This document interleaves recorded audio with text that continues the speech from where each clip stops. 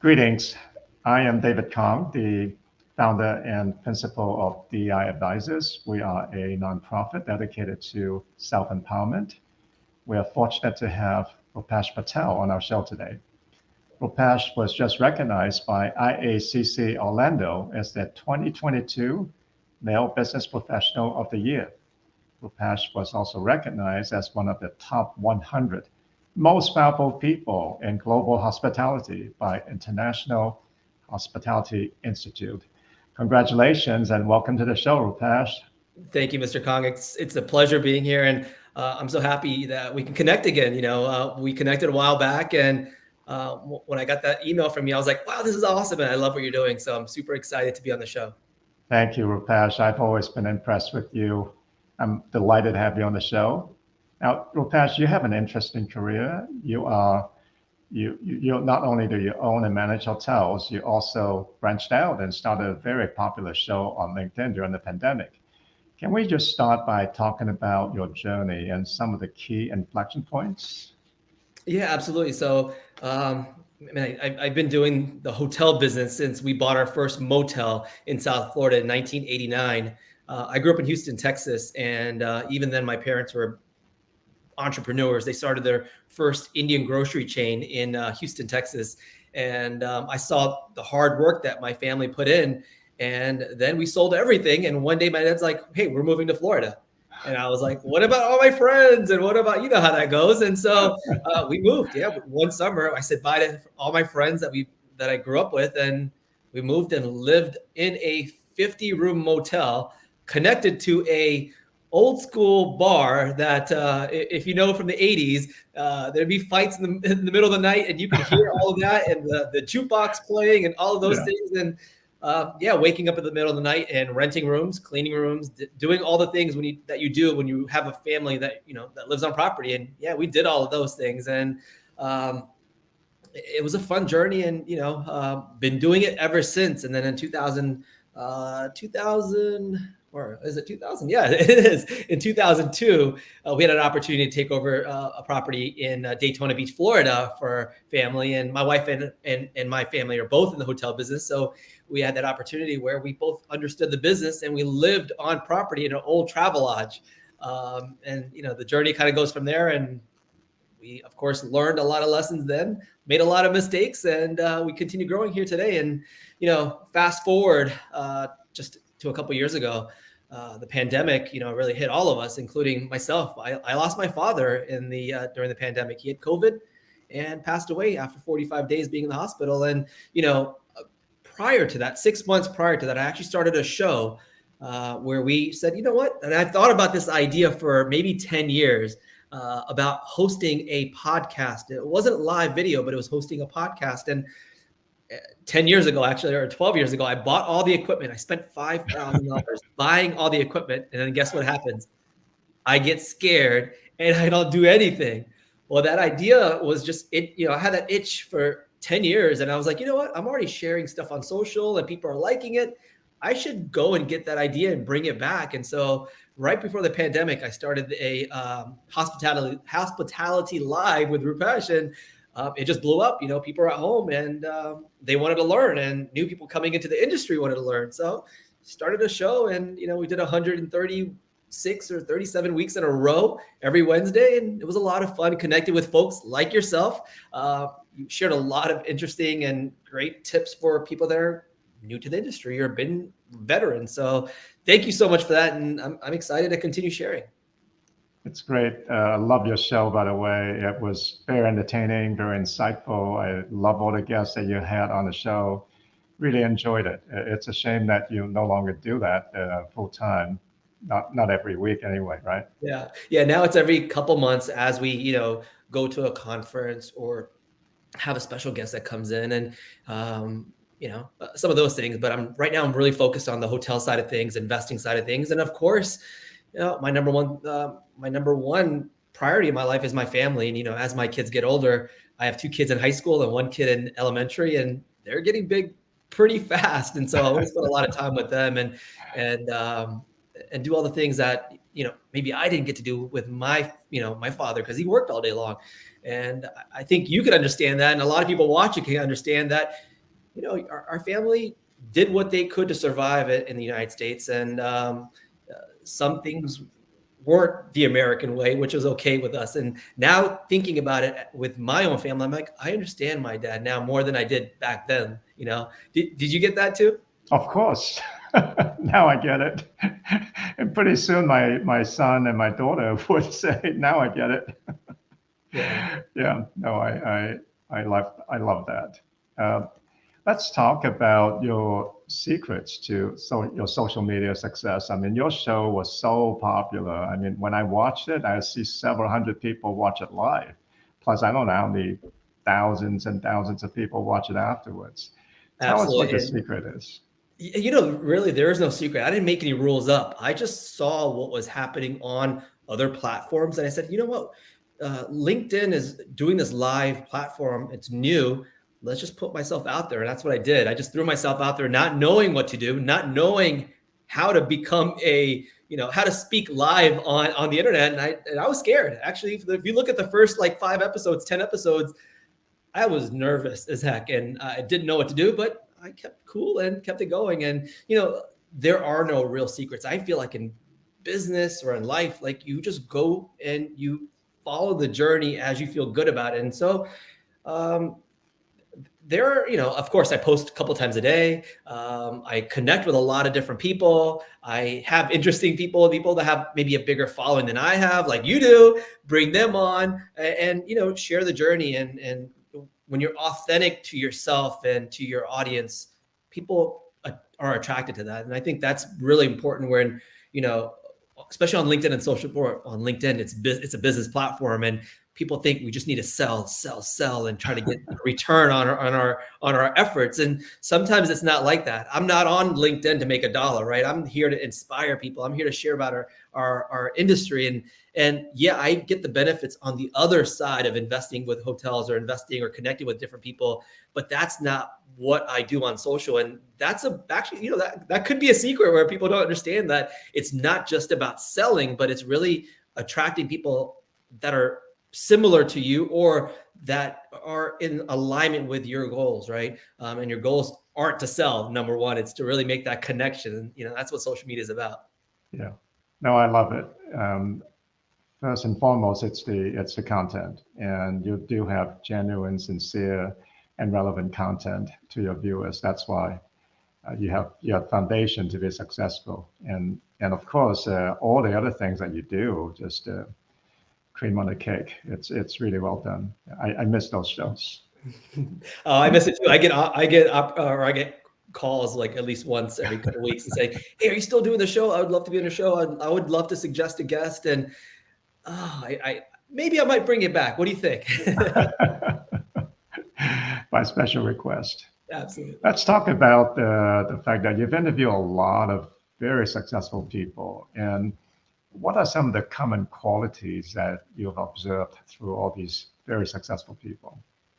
Yeah, from the CEO of Hilton, Kristen Setta, to anybody that we've got kind of brought on to, on the show or on my social media, it's the one thing of just not quitting when you get that first no. And I think that's been the driver for almost every single person I've interviewed is we don't take no for an answer. We keep going until we actually get a yes. And so I'm teaching that to my kids now, where if you get a no for the first 10 times, guess what? Maybe that 11th time might be a yes, and you're top of mind. And so I think that's the biggest quality is keep going, even though you might get some failures that or some tough positions as you're trying to reach your goals.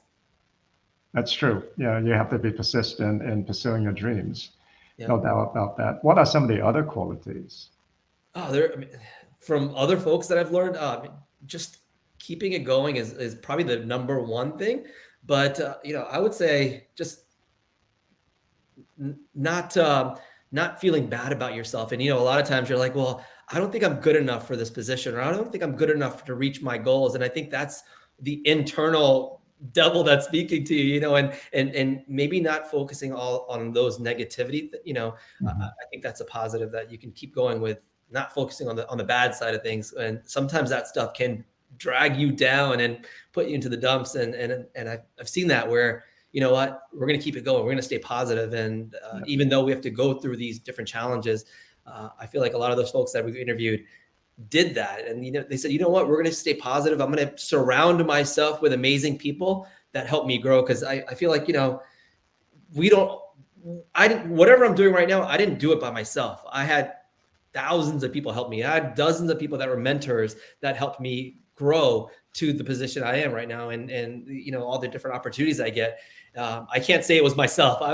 I can't take that credit, but you know, it's really surrounding yourself by amazing people that are going to help you grow, that are happy for you to see you successful. And I love that. So,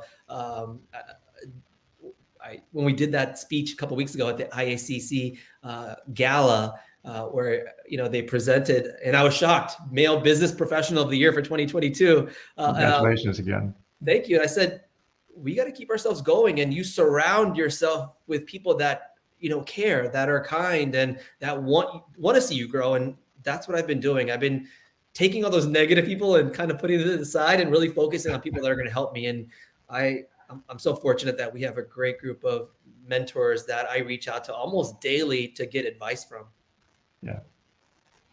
Let's talk about your parents for a minute. You know, you have immigrant parents. You talked about the humble beginning and how you worked hard and you pursued the American dream. How has having immigrant parents shaped you? Yeah, so I look at it and I compare this to my kids right now that didn't see the struggles that my parents went through that I saw, right? So having immigrant parents coming to the United States, and, you know, I was born in England and I moved here when I was 6 months old. So I was along the journey with them as they grew their business and as they created a life here in the United States. And so I saw that they just worked hard. It didn't matter what time of the day it was. We're just going to work hard. We're going to work extra hard. We're going to go above and beyond the maybe the normal person or the person that's already been here for 20 years, 30 years, 50 years, right? They just did that extra step. And I think that's why a lot of us are successful, is we go above and beyond, and we care, right? Care about going that extra step, not just doing 100%, but going that extra 10%. And I think that is a lesson I've learned, is just work hard. Yeah, no, that work ethic is phenomenal. I see that in a lot of second generation. They learn that from their parents. That's well said. Yeah. Now, you are obviously brought up in this country, and you probably think differently and do things differently than your parents. Would you mind to elaborate on that evolution in thinking? Yeah, you know, I watched my parents struggle with just simple things like, you know, I understand now that we had to watch our pennies. We had to watch these different things on expenses when we're running the motel.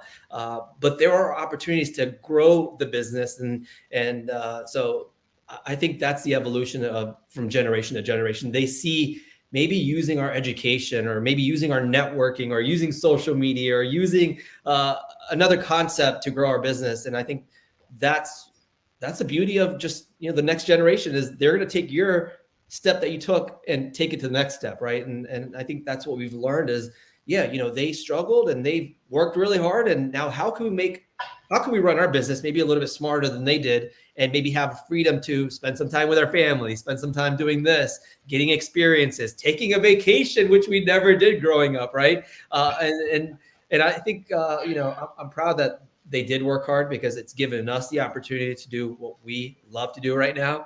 But I think that evolution is going to continue as, you know, my kids hopefully take over a business, or we continue growing. I think the next generation is going to think differently than maybe I am even right now. Yeah. No, the one thing that I enjoy doing when I go to, for example, the Asian American Hotel Owners Association meetings, is all these young people, the next generation, people your age, now assuming the family's business, and they're far more aggressive and they're far more willing to take risk, and therefore they have grown their company in such an amazing way. It's really gratifying to see. They are no longer the conservative type that want to make sure that we are frugal in every way. They are far more aggressive in that way. So no doubt you're the same way, and it's great to see that evolution in thinking from generation to generation. They're achieving tremendous success. But we Absolutely. don't forget the roots, right? Our No, parents did we serve can as never the, forget the roots, and yeah, and hopefully we can teach our roots, not make our kids feel bad about, oh, you didn't learn, you didn't struggle, but teach them what we went through, right? Somebody taught me that a while back. Well, well, why aren't you having your kids uh, go through the same struggles that you did or your parents did? Well, no, it's the evolution that we wanted something better for our kids, right? And so I don't want my kids to struggle in the same way my parents did, or maybe some things that we did. They need to continue growing, and they just need to understand the story, right? I think right, that's important. right. No, the values our parents taught us, we can never forget. Yeah. Let's switch gears and talk about the challenges that women and other minorities face in our industry. Our industry has made some very encouraging progress, and at the same time, we continue to face challenges in trying to achieve the C-level positions. What's your take on this challenge? Yeah, being in the business for a long time, you've seen that, when you go to conferences, when you go to different events, when you go to corporate offices, it's usually a lot of men there. There's not a lot of other folks that are there's no folks like me in the corporate office, right? And maybe that's changed here in the last 20 years, but uh, I think there's a lot of challenges that we've all faced, including women. And I'm seeing that, you guys at DEI advisors are taking those strides to, help these folks or these different groups that didn't get a chance. And I'm thank you for that. Yeah, no, that's there's a lot of work to be done, and our organization is about self-empowerment. I think the companies are implementing wonderful programs to help recruit talent and develop them and elevating them to high level positions. But everything starts with the personal motivation and personal empowerment. So that's what our organization is about. And advisors like you coming on the show and sharing your experiences is invaluable for Yeah. all of us trying to get ahead. Yeah. Now, you We would mentioned love to. earlier about feeling uncomfortable sometimes and feeling like you don't fit in, those negative thoughts. Well, that happens a lot to women and minority groups. And what's your advice on how we should handle that? Yeah, to women and minorities, and including myself, even now, I still feel like when I walk into a room and it's all a certain, genre or whatever, you feel like, how can you step in and have a voice in that room, right? And a lot of times it's that inner demon that is kind of killing your vibe, I think, especially right now, where there's a lot of people that we want include. There's a lot of corporations that want to include you into it, but I feel like a lot of times ourselves, we have that negative thought in our mind, like we don't fit in here.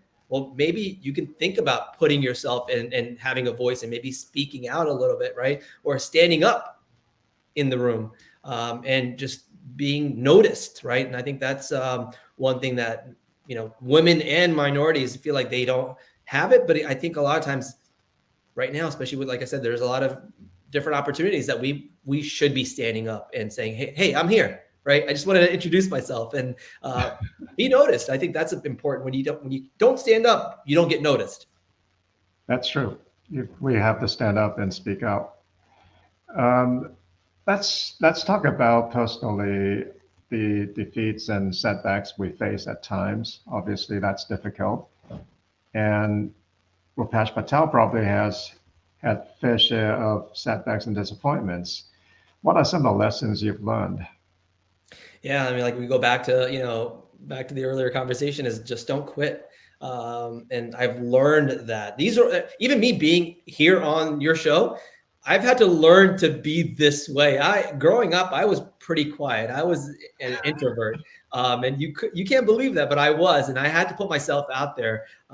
And I've learned these traits from other folks around me. So even in high school, I saw friends DJing, and I was like, well, I would love to do that. And if my friends are doing it, why can't I? Even though I'm an introvert, right? And so I just put myself out there, and I got opportunities because I put myself out there. And so sometimes I didn't get the gig, right? The gig, but I kept it going, and I said, you know what? I'm not going to stop until I reach that goal of whatever it was at that time.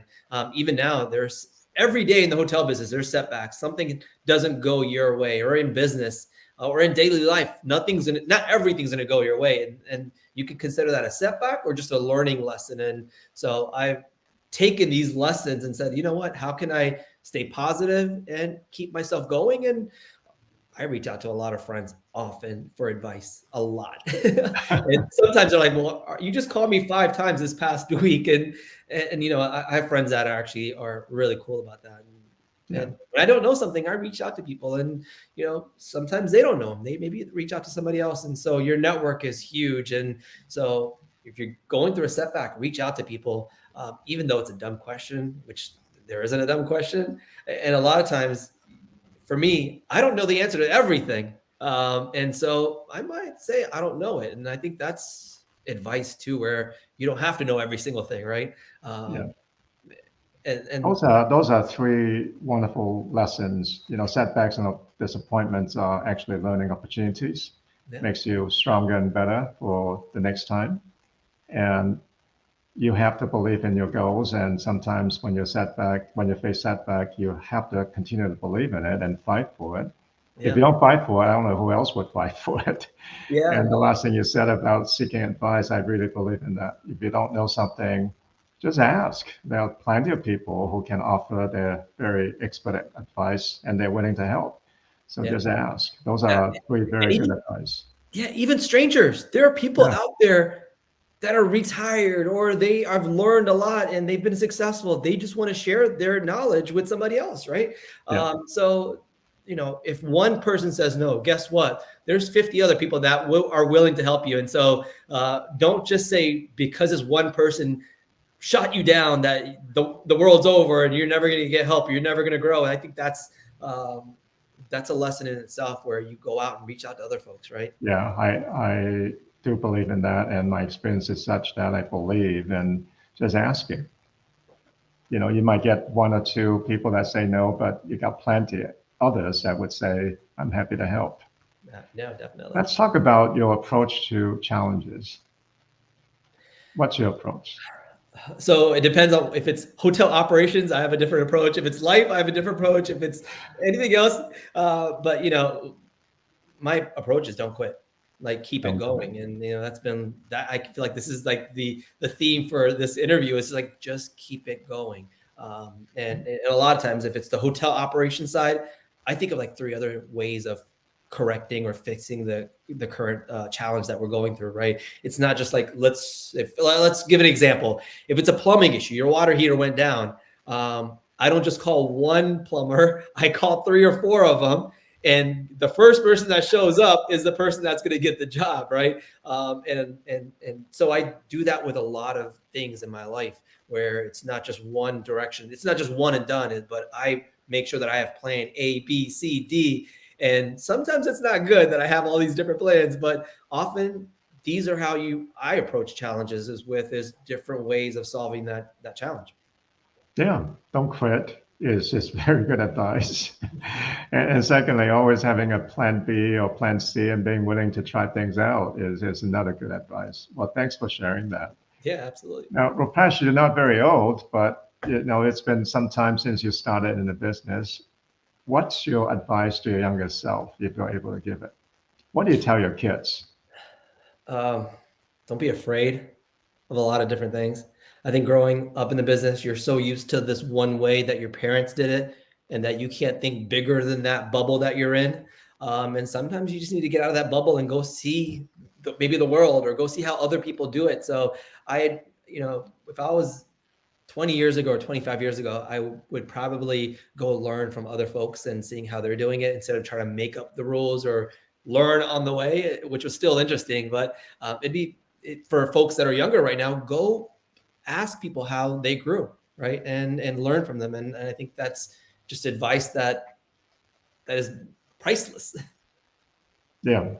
Sometimes especially when I was younger, I used to be shy, used to feel uncomfortable about asking people for help, but we should ask people for help and for advice. That's very good. Yeah, and get out of your bubble, get out of your zone, get out of your comfort zone. That's right. Get out of our zone.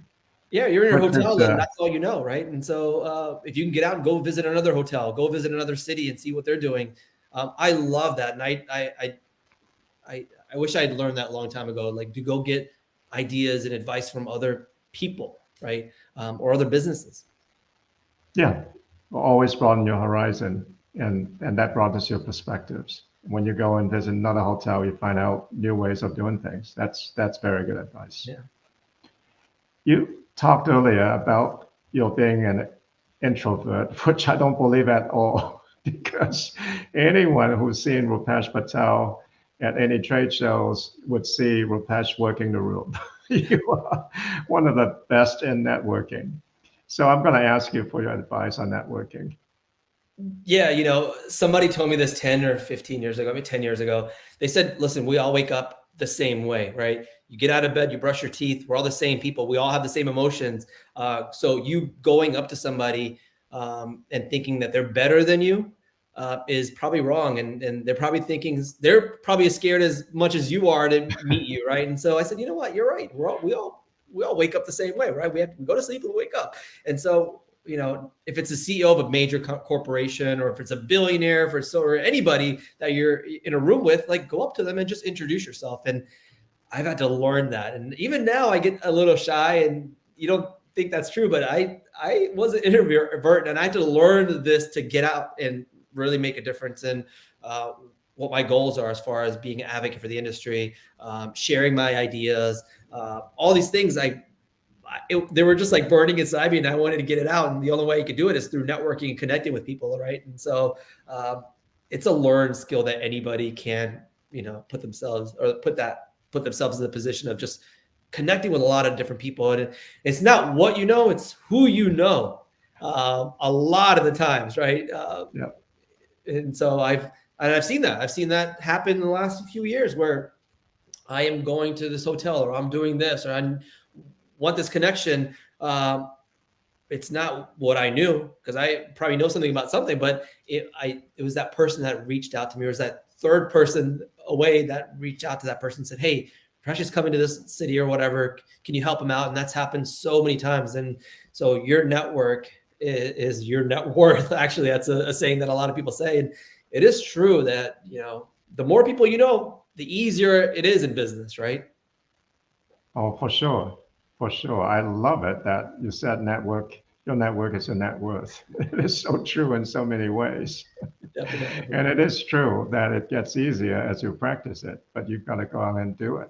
Yeah. And it's not just at Good conventions, advice. it's on social media. It's reaching out to people, cold calls, any of those things. It's not just one thing. And there's so many different groups right now with Meetup and all these different websites where you can connect with like-minded people, even within the hotel business, right? And on social media. So connect with a lot of people, and that's what's going to help you in your next career, or your next position, or your next part of your journey in your life. And if you're retiring, or if you're just starting out, make a lot of connections. And the most important thing is don't burn that bridge.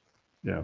Well, that's good advice too. Don't ever burn your bridge. Don't burn that bridge to anybody. Yeah. And you can part ways in a kind way, right? Yeah. Yeah. And I think that's important. Yeah. That's a very good point.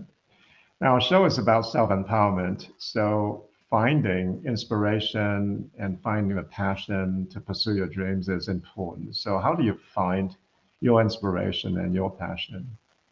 For me, it's just for me, I wanted to share the successes that I had at my hotel. We became the #1 hotel. We became hotel of the year nominee for a certain brand, and it became #1 in the market on TripAdvisor. And I wanted to share how we got there, because there's other people. When I would go to a regional meeting for our hotels, and they'd be like, "Well, how did you get to #1 on this particular website or whatever?" And I was like, "I want to share this stuff, right?"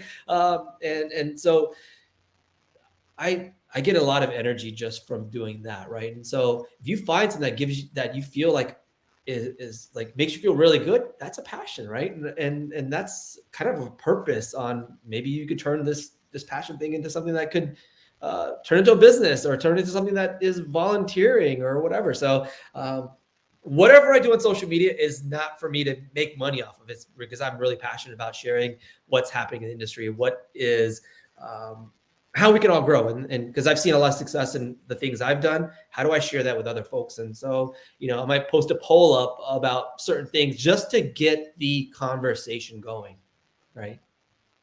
And that's, I found passion from that. So what energizes you? What makes you wake up every single morning, say, I want to continue doing this, and then get rid of all the things or some of the things that you really don't like. So I didn't like certain parts of my business. I handed it off to other folks that could do it better than I could. And actually I've had a lot more, even though like simple thing is like accounting.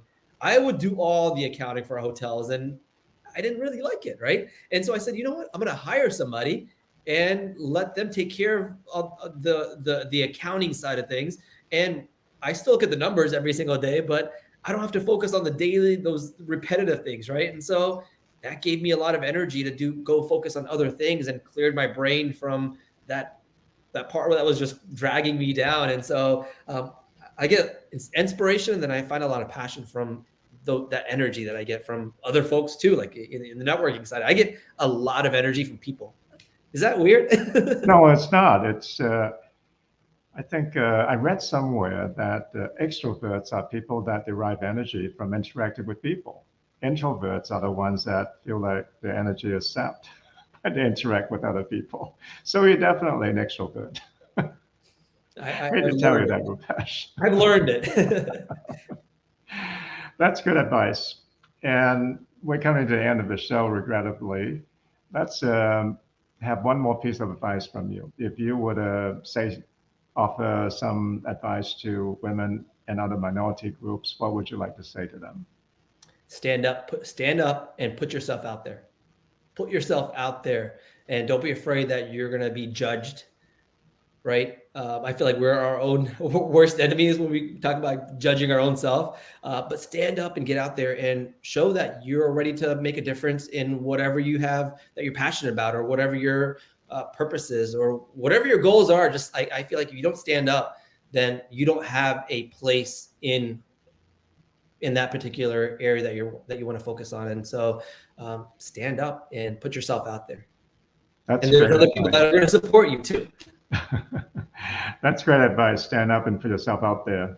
Make a difference. That's great. Thank you, Rupesh. That's the end of our show. For the audience that tuned in, we thank you. And if you enjoyed the show, we hope you would join us on our website, deiadvisors.org. We hope to see you there. Thanks very much, and bye-bye.